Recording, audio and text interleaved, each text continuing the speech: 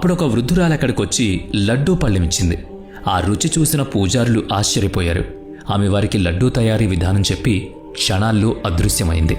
ఆమె సాక్షాత్తు లక్ష్మీదేవి అని నమ్ముతారు. ఇక అసలైన విషయానికి వద్దాం. నాసా శాస్త్రవేత్తల్ని కూడా భయపెట్టిన ఆ జోస్యం ఏంటి? భవిష్య పురాణం ప్రకారం కలియుగం ఉద్ధృతంగా ఉన్నప్పుడు తిరుమల కొండల నుంచి ఒక వింత కాంతొస్తుంది. అప్పుడు వెంకటేశ్వర స్వామి విగ్రహం తన రూపాన్ని మార్చుకుంటుంది.